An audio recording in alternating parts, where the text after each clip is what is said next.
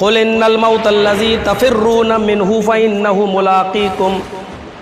ऐ मोहम्मद सल्लल्लाहु अलैहि वसल्लम, आप अनाउंसमेंट कर दो, दुनिया वालों को बता दो कि जिस मौत से तुम भाग रहे हो, जिस मौत से तुम पीछा छुड़ा रहे हो, कभी इलाज के लिए, कभी आईसीयू में जाते हो, कभी आगरा भागते हो, कभी गाड़ियां बुक कर करके इलाज के लिए जाते हो, मौत से बचना चाहते हो।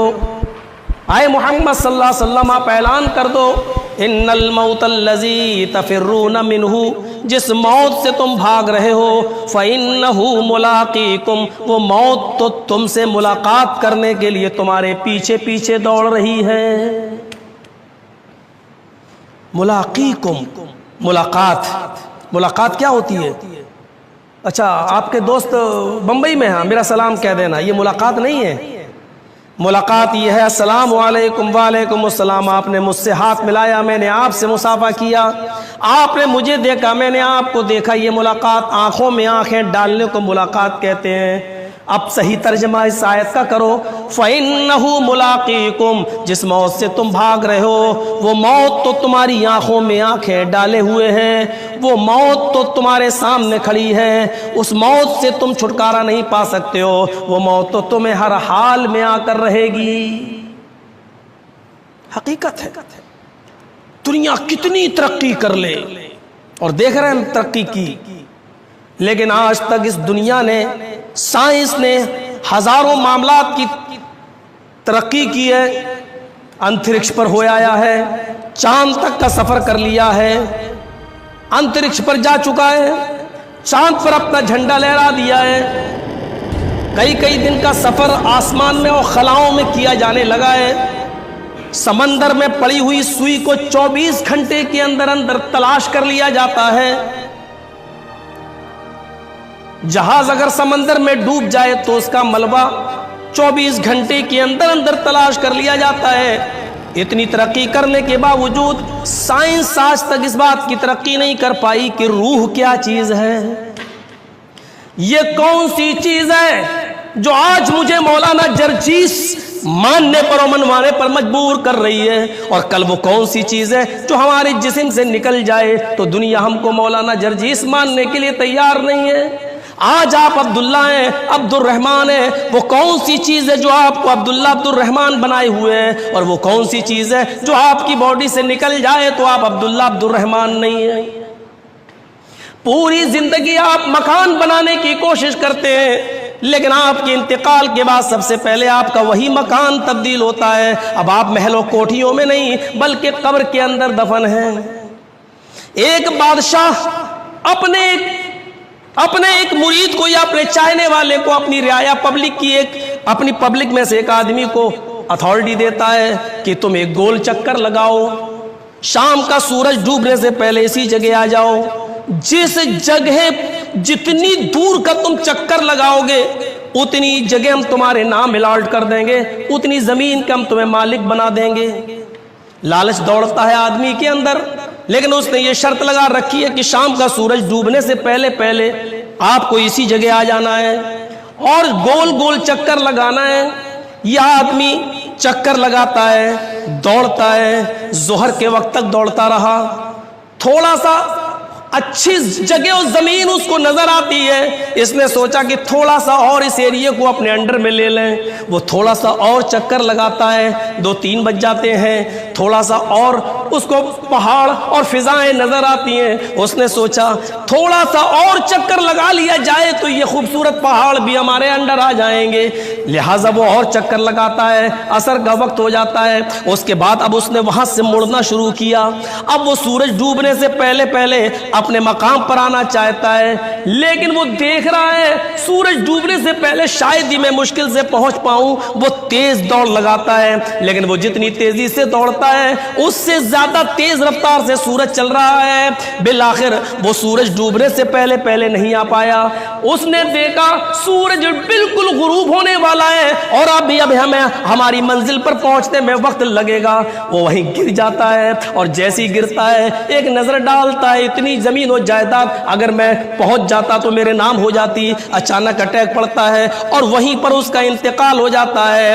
इंतकाल से पहले वो कहता है, हाय मेरे लालच ने मुझे मेरे लालच ने बर्बाद कर दिया, मेरी हिर्स ने और मेरे लालच ने मुझे बर्बाद कर दिया।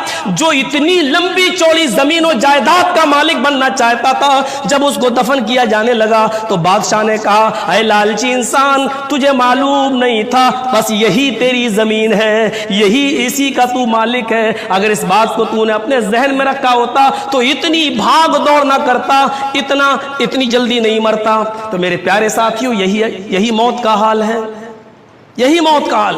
अल्लाह के नबी सल्लल्लाहु अलैहि वसल्लम मदीने की गैर आबाद बस्ती से गुजर रहे हैं। अब्दुल्लाह इब्न मसूद इस हदीस के रावी हैं। अल्लाह के रसूल सल्लल्लाहु अलैहि वसल्लम गैर आबाद बस्ती से गुजर रहे हैं।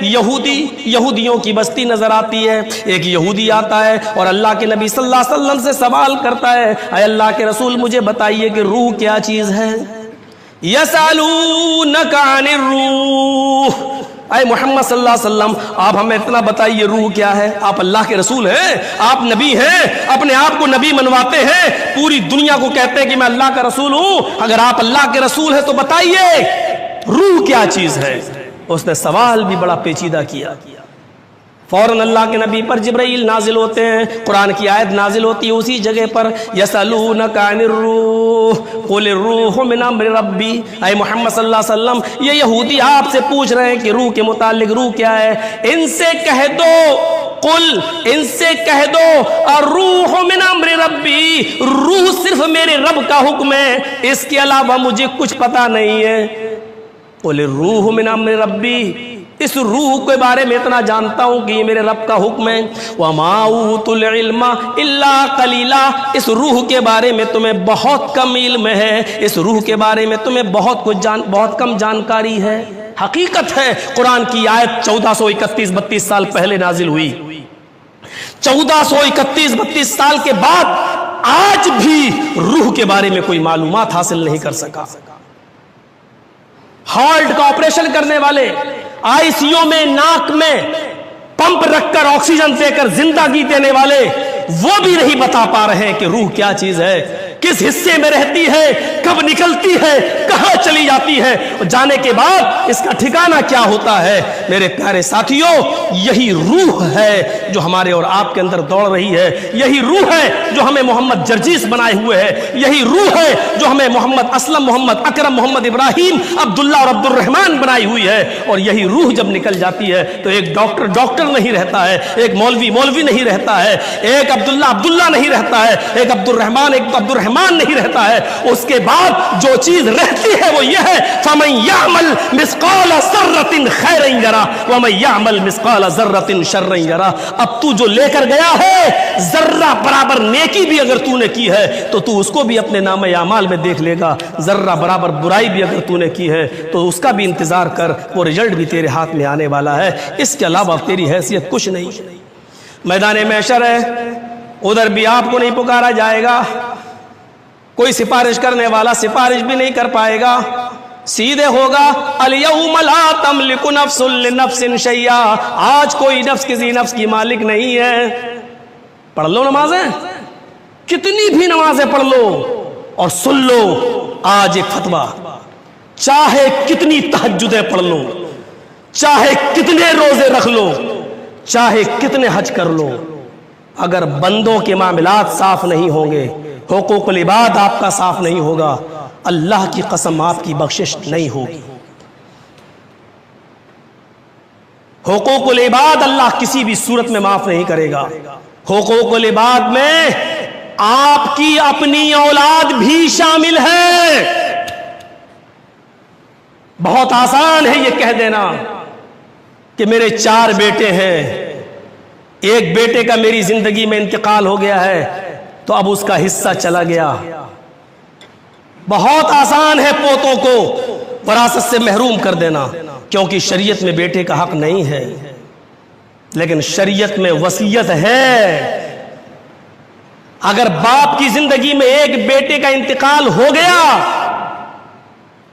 और बाप की जिंदगी में उसके पोते मौजूद हैं और बाप के पास 3 एकड़ जमीन है तो 1 एकड़ जमीन की वसीयत कर सकता है। अपनी प्रॉपर्टी, अपनी जमीन और जायदाद में 1/3 में वसीयत करने का पावर बाप को है, और ये उसको करना पड़ेगा पोतों के लिए। आप छुटकारा नहीं पा सकते।